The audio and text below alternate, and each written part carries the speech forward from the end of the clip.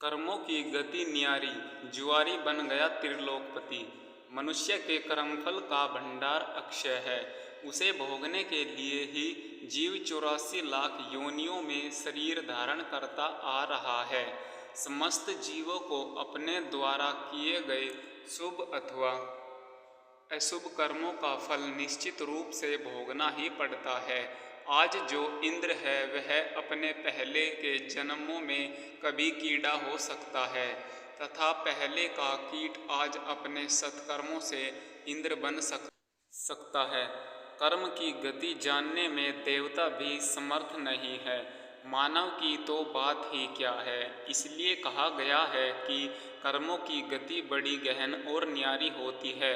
कर्मफल में विलक्षण प्रभाव को दिखलाता राजा बलि का जीवन। पौराणिक मान्यता के अनुसार राजा बलि पूर्व जन्म में जुआरी था।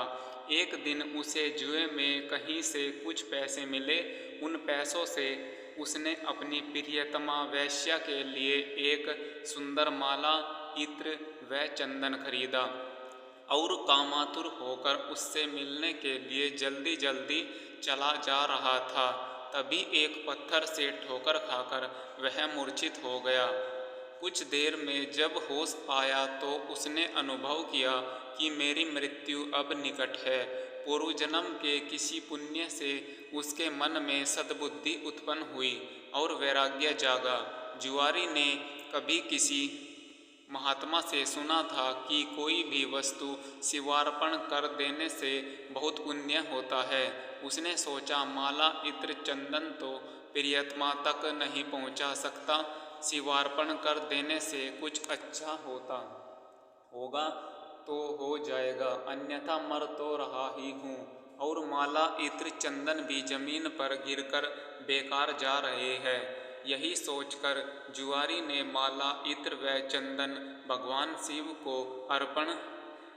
शिवार्पण कर दिया। जुआरी की मृत्यु होने पर यमराज के दूत उसे पकड़ कर ले गए। यमराज ने चित्रगुप्त से कहा, इसका बही खाता कर्म का लेखा जोखा देखो। चित्रगुप्त ने कहा, यह तो जन्म जन्मांतर का पापी है। बस अभी अभी थोड़ी देर पहले जुए में जीते पैसे से इसने वेश्या के लिए माला, इत्र व चंदन खरीदा था। जब ठोकर खाकर गिरा तो इसने मृत्यु निकट देखी और सोचा कि माला आदि चीज़ें बेकार जा रही है, तो उसे शिवार्पण कर दिया। यह कोई भगवान को माला अर्पण करने वाला तो था नहीं, न ही इसने भगवान के लिए माला खरीदी थी। बस यही इसका पुण्य है। यमराज ने कहा, यह तो इसका पुण्य ही माना जाएगा। यमराज ने जुआरी से पूछा, पहले तुम पुण्य का फल भोगोगे या पाप का? जुआरी ने कहा, मैं तो जन्म जन्मांतर का पापी हूँ। पाप का फल भोगने में पता नहीं कितना समय लगे, इसलिए मैं पहले पुण्य का फल भोगना चाहता हूँ। भगवान शंकर की कृपा से जुआरी बन गया।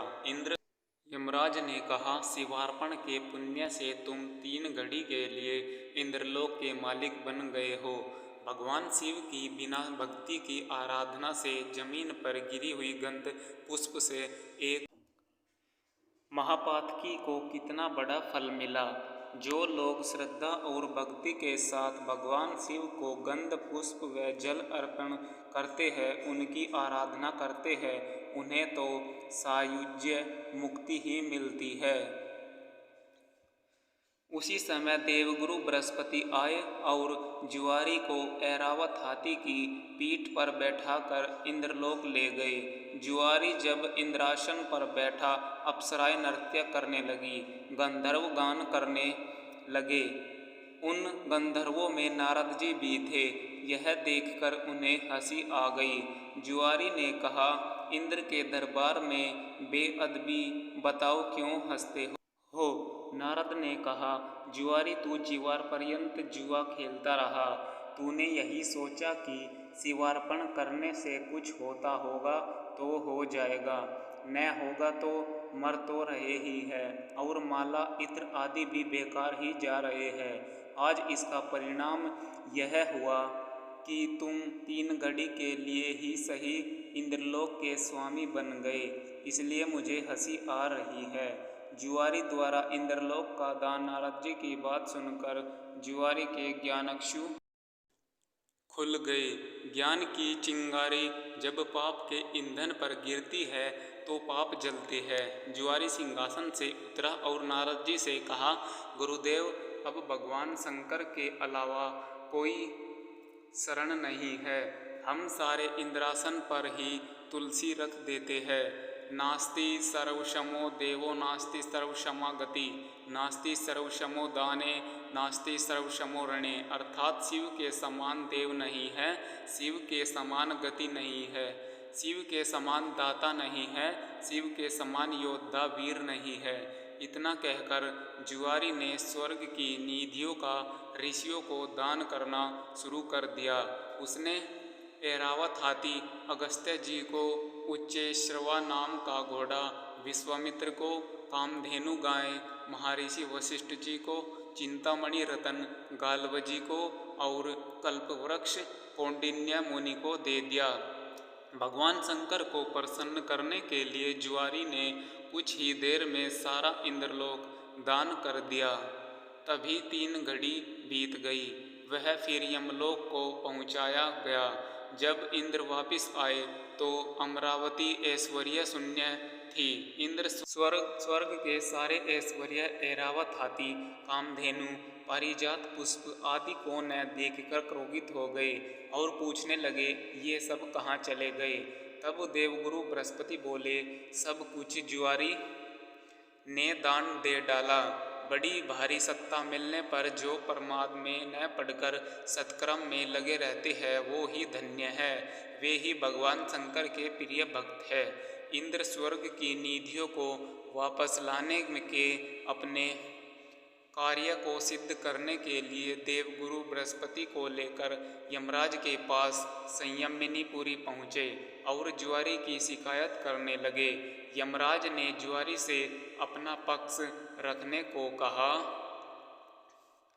जुआरी ने कहा, हमको जो करना था हमने कर लिया, अब आपको जो करना हो आप कर लो। यमराज ने इंद्र से कहा, आप बूढ़े हो गए हैं किंतु अभी तक आपकी राज्य से संबंधित आसक्तियाँ दूर नहीं हुई है। जुआरी का पुण्य आपके 100 यज्ञों से कहीं महान है। जाइए ऋषियों के चरणों में पड़कर या धन देकर अपने रतन लौटा लीजिए। यमराज ने जुआरी से कहा, दान का पुण्य भूलोक में ही होता है, स्वर्ग में दान नहीं करना चाहिए, इसलिए तुझे नरक की यातनाएं भोगनी ही होगी। तब चित्रगुप्त ने यमराज से कहा, इसने भगवान शिव के नाम पर ऐसे उत्तम ऋषियों को इतनी बहुमूल्य वस्तुएं दी है, तब इसे नरक की यातनाएं क्यों भोगनी पड़ेगी। शिव के नाम पर स्वर्गलोक, मृत्युलोक या कहीं पर भी कुछ दिया जाए तो उसका अक्षय फल मिलता है। इसके जितने भी पाप थे वे सारे भगवान शिव के प्रसाद से भस्म होकर पुण्य में परिणत हो गए हैं। यमराज सोचने लगे, अब यह जुआरी नरक नहीं जाएगा, अब तो यह इंद्र ही होगा, क्योंकि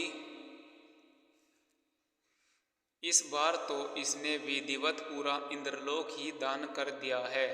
उसी पुण्य के प्रभाव से वही जुआरी अगले जन्म में महान भक्त प्रहलाद का पुत्र राजा बलि हुआ।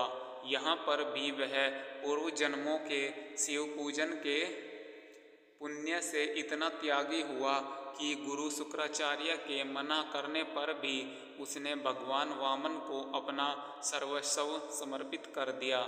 वामन भगवान राजा बलि से बोले, हम तुम्हें क्या दें।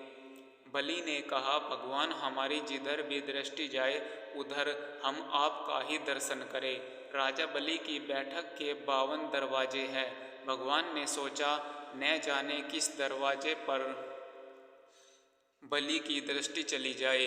यही सोचकर 52 दरवाजों पर शंख, चक्र, गदा, पद्म धारण किए हुए ब्रह्मांड के स्वामी पहरेदार के रूप में विराजमान हो गए। कोई भी याचक राजा बलि के द्वार पर कुछ मांगने जाता है तो उनके द्वार पर विराजमान भगवान विष्णु स्वयं उन्हें मुँह मांगी वस्तु दे देते हैं।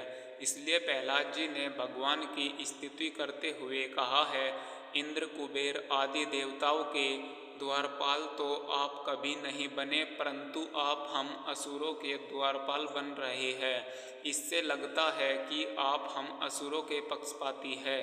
इस प्रसंग से गीता में भगवान का यह कथन सत्य सिद्ध हो जाता है कि पत्र, पुष्प, फल, जल जो कुछ भी भगवान के लिए अर्पित किया जाता है वह अनंत गुना होकर वापस आता है। ऐसी ही जानकारी पाने के लिए हमारे चैनल को सब्सक्राइब करें, वीडियो को लाइक करें और शेयर करें। धन्यवाद।